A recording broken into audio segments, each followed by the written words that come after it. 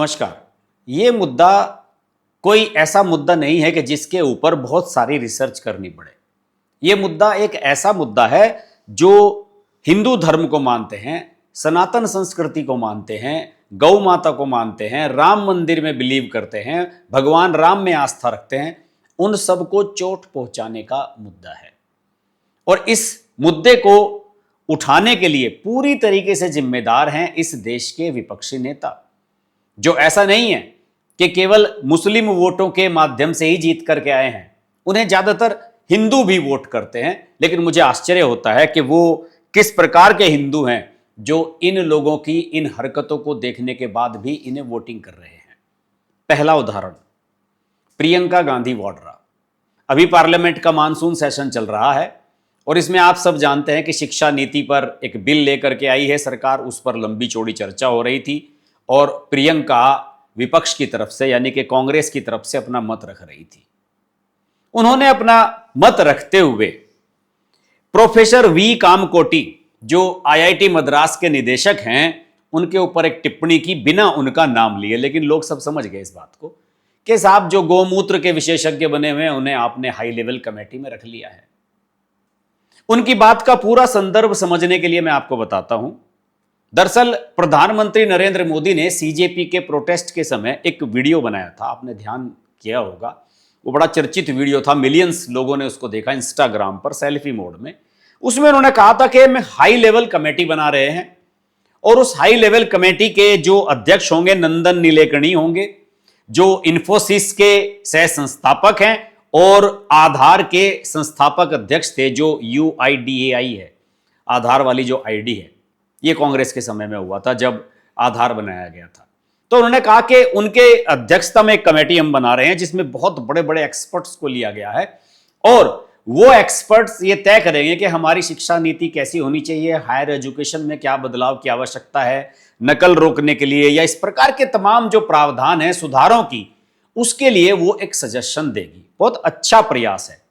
और प्रधानमंत्री ने इसका ऐलान करते हुए इस बात की परवाह नहीं की कि नंदन नीलेकणी कभी कांग्रेस के टिकट पर बेंगलुरु सीट से अनंत कुमार, जो वहां के कर्नाटक के प्रसिद्ध नेता रहे हैं बीजेपी के, उनके सामने चुनाव लड़े थे लेकिन हार गए थे। तो ये सब बातें चल रही थी। तो उस कमेटी में नंदन नीलेकणी के अलावा एस सोमनाथ है, जो इसरो के पूर्व अध्यक्ष हैं, एरोस्पेस इंजीनियर है। आप सब जानते होंगे जब चंद्रयान गया था और पहली बार में वो विफल हो गया था तो प्रधानमंत्री नरेंद्र मोदी से वो गले लगकर रोए भी थे। वो बड़ा प्रचलित चित्र है। तपन डेका है इसमें, जो इंटेलिजेंस ब्यूरो के पूर्व निदेशक हैं और 1988 बैच के आईपीएस अफसर हैं। और प्रोफेसर वी कामकोटी हैं, जो आईआईटी मद्रास के निदेशक हैं, शक्ति माइक्रो प्रोसेसर के जनक हैं। अनीता करवाल हैं, जो पूर्व स्कूल शिक्षा सचिव, पूर्व सीबीएसई अध्यक्ष 1988 बैच की आईएएस हैं। और अमृतलाल मीना हैं, पूर्व नौकरशाह हैं, आईएएस हैं, रसद और रसद नीति विशेषज्ञ। और इन सब को यह काम सौंपा गया है कि आप कुछ ऐसा करें, कुछ इस प्रकार के सुझाव लेकर के आएं जिससे छात्रों को सुविधा हो और छात्रों के सामने जो चैलेंजेस होते हैं वो आसानी से पार हो जाएं और साथ ही साथ उन्हें स्मूथ रूप से काम करने का मौका मिले, उनके जो पेपर हैं वो लीक ना हो। इन सब बातों को उन्होंने कहा है।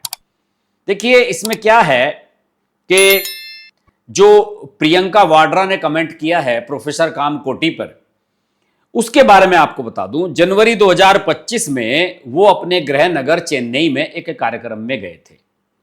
पोंगल के अवसर पर एक कार्यक्रम हो रहा था और एक गौशाला में वो कार्यक्रम हो रहा था। वहां उन्होंने जैविक खेती, स्वदेशी मवेशियों की नस्लों के संरक्षण और पंचगव्य, जो गौ माता से निकलने वाले 5 प्रकार के पदार्थ होते हैं जिसमें दूध, दही, घी, मूत्र, गोबर, ये सब शामिल होता है, इसके बारे में उन्होंने कहा था। और अपने भाषण में कामकोटी ने यह कहा था कि वे व्यक्तिगत रूप से पंचगव्य का सेवन करते हैं। उन्होंने एक कहानी सुनाई थी जिसमें एक किसी सन्यासी ने, जिनका वो नाम भूल गए थे, उनको तेज बुखार हुआ था। जब डॉक्टर को बुलाने का सुझाव दिया गया तो सन्यासी ने गोमूत्र पीने की इच्छा जताई। कामकोटी ने दावा किया कि गोमूत्र पीने के 15 मिनट के भीतर ही सन्यासी का बुखार दूर हो गया। उन्होंने आगे यह निष्कर्ष निकाला कि जीवाणुरोधी, कवकनाशी, पाचन समस्याओं और इरिटेबल बाउल सिंड्रोम IBS जैसी कई समस्याओं के लिए गोमूत्र एक बहुत ही महत्वपूर्ण औषधि है और इसे उचित महत्व दिया जाना चाहिए। इस वीडियो के वायरल होने के बाद तर्कवादियों और राजनीतिक विरोधियों ने इसे छद्म विज्ञान कहकर इसकी कड़ी आलोचना भी की थी। कामकोटी के करीबियों ने तब स्पष्ट किया था कि उनका भाषण प्रकाशित वैज्ञानिक अध्ययनों और कृषि प्रथाओं पर आधारित था, यानी कि इसमें ठोस प्रमाण थे। कुछ मैंने निकाले हैं इसके बारे में, गोमूत्र के बारे में। CSIR CIMAP लखनऊ और गो विज्ञान अनुसंधान केंद्र नागपुर के वैज्ञानिकों ने इन विट्रो प्रयोगों के माध्यम से यह पाया था कि गोमूत्र अर्क में एंटीबायोटिक और एंटी कैंसर दवाओं की प्रभावकारिता को बढ़ाने वाले जैविक संरक्षक यानी कि बायो एनहेंसिंग गुण होते हैं। और शोध में यह पाया गया था कि बहुत कम सांद्रता में गोमूत्र अर्क ने ग्राम नेगेटिव और ग्राम पॉजिटिव बैक्टीरिया के खिलाफ रिफेम्पसिन और एम्पिसिलिन जैसी एंटीबायोटिक दवाओं की गतिविधि को बढ़ाया। और इसके अलावा आयुष और जो केंद्रीय आयुर्वेदिक विज्ञान अनुसंधान परिषद है, उन्होंने पंचगव्य घृत को, उसकी प्रतिरक्षा मॉड्यूलेटरी को, उसकी गतिविधियों को, उसका मूल्यांकन करने के लिए अध्ययन किए और इसमें कई सुरक्षित और प्रभावी इम्यूनो स्टिमुलेटेंट पाए गए। कई प्रकार के इस प्रकार के विश्लेषण हैं, लेकिन उसके बावजूद भी प्रियंका वाड्रा को यह लगता है, भाई देखिए सीधी सी बात है, प्रियंका गांधी कहने के लिए हिंदू परिवार में पैदा हुए, लेकिन इनका जो पूरा बैकग्राउंड है आप जानते हैं वो कितने हिंदू हैं कितने मुस्लिम हैं।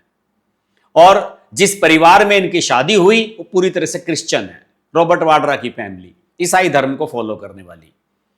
अब आप समझ लीजिए कि इनको हिंदुओं की मान्यताओं में, हमारी गौ माता में, इन सब में बिलीव कैसे होगा, ये तो सवाल उठाएंगे। वो ये भूल गई हैं कि प्रोफेसर कामकोटी की प्राथमिक पहचान कंप्यूटर विज्ञान और VLSI डिजाइन में उनके योगदान से है।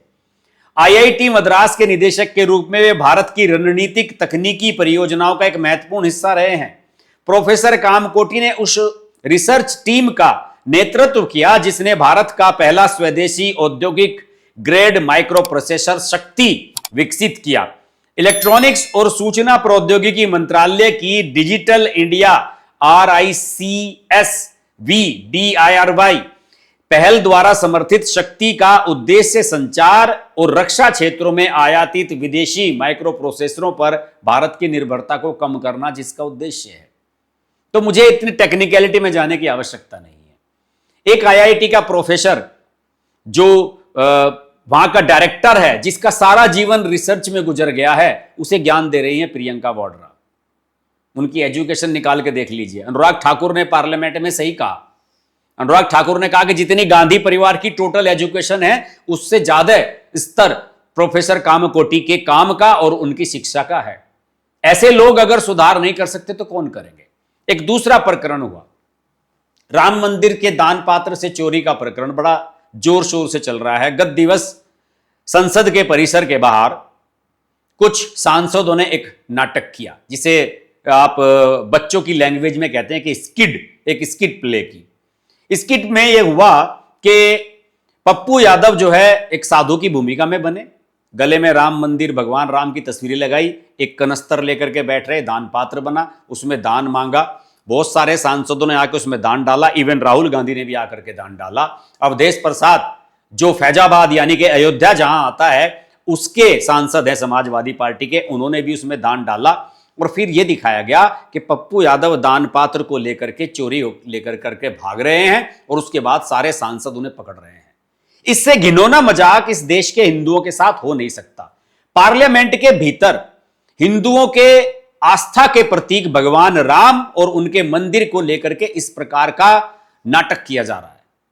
जरा आप नमाज पढ़ के और उसके बाद इस प्रकार का कोई उपक्रम करके दिखाइए। आप पप्पू यादव, राहुल गांधी, अवधेश प्रसाद, इन सब के नाम पर फतवे जारी कर दिए जाएंगे सर कलम करने के, सर तन से जुदा करने के।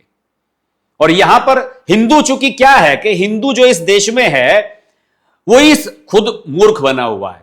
उसे यह पता नहीं है कि कौन तुम्हारे साथ खड़ा है और कौन तुम्हारे खिलाफ खड़ा है। मैंने जैसे कि शुरू में भी कहा था कि ऐसा नहीं है कि हिंदुओं को ऐसा लगता है कि एक बीजेपी हिंदुओं के वोट से ही जीतती है और जो कांग्रेस या विरोधी दल हैं वो मुसलमानों के वोटों से जीतते हैं या किसी अन्य धर्म के वोटों से जीतते हैं। बहुत बड़ी संख्या में हिंदू उनके लिए भी वोट करते हैं, तभी कांग्रेस जीतती है। केवल मुसलमानों के वोट से अब वो जीत नहीं सकती कहीं भी। लेकिन आज की तारीख में आप देखिए कि समाजवादी पार्टी, कांग्रेस, ये सारे सांसद मिलकर एक मजाक बना रहे हैं जो एक सीरियस मैटर है, आस्था से जुड़ा हुआ, जिसे लेकर के जांच चल रही है, गिरफ्तारियां हो रही हैं, बहुत बड़ा मैटर हो चुका है और सरकार भी चिंतित है। सरकार एक हाई लेवल, एक पूरा वहां का सिस्टम के, अयोध्या का जो राम मंदिर है उस पर एक ऐसा एक बॉडी बनाई जाए जो वहां की पूरी व्यवस्था को देख सके। बहुत गंभीर इस पर विचार विमर्श चल रहा है। आवेदन तक आमंत्रित किए गए हैं सीईओ की पोस्ट के लिए। लेकिन इन लोगों को ऐसा लगता है, पीछे बैनर लेकर के बैठे हुए थे, जब पप्पू यादव वहां पर बैठे थे बैनर लगा हुआ था कि अमित शाह संसद से क्यों गायब है। ऐसा लग रहा था कि जैसे वो कहना चाहते हैं कि अमित शाह चंदा लेकर के भाग गए हैं। इस प्रकार की घटिया हरकतें अपनी राजनीतिक भावनाओं का उद्गार व्यक्त करने के लिए अगर आप कर रहे हैं तो आप समझ लीजिए कि इस देश के मेजॉरिटी हिंदुओं की भावनाओं के साथ खिलवाड़ कर रहे हैं। और मैं तो इस वीडियो के माध्यम से कहना चाहूंगा, प्रियंका वाड्रा के इस बयान के बाद, पप्पू यादव, समाजवादी पार्टी के सांसद राहुल गांधी, इन सब की उस स्किट के बाद जो उन्होंने प्ले की है पार्लियामेंट के बाहर, उसके बाद अगर कोई भी हिंदू इन लोगों को वोट देता है तो वो हिंदू नहीं है, वो सनातन का विरोधी है और सनातन द्रोही है। और इसके बाद मेरे पास कोई शब्द बचता नहीं है। मैं कोई ऐसा नहीं है कि मैं बहुत इस मुद्दे पर लेकर के कोई बहुत बड़ी लंबी चौड़ी स्पीच देना चाहता हूं या बहुत अपनी भावनाओं का मैं ऐसी अभिव्यक्ति करना चाहता हूं कि भावनाएं जिससे भड़क जाएं, कोई उग्र मैसेज देना चाहता हूं। लेकिन मैं आत्मावलोकन करने के लिए कह रहा हूं कि आत्मावलोकन कीजिए। किसी भी धर्म का जरा सा मजाक इस देश में आप बना करके दिखाइए, इस तरह से पता लग जाएगा। पप्पू यादव से कहिए कि एक निहंग सिख की वेशभूषा पहन करके बैठ करके दिखाएं, उसका सर कलम करने का आदेश दे दिया जाएगा, पीछे पड़ जाएंगे सिख उसके।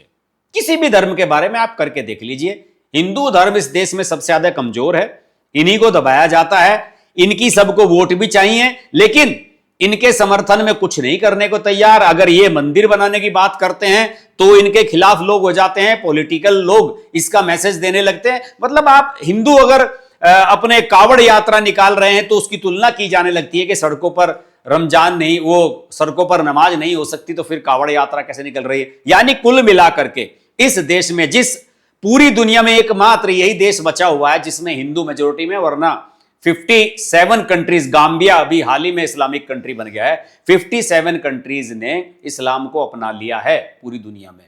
तो आप समझ सकते हैं कि जो बचे कुचे हिंदू हैं इस देश के, अगर उनमें सही मायनों में अपने धर्म के प्रति, अपनी कल्चर के प्रति जरा सा भी अगर भाव बचा हुआ है, इन लोगों को वोट मत करना। और याद रखना कि इन्होंने संसद के बाहर और संसद के भीतर किस तरीके से हिंदुओं को अपमानित किया है।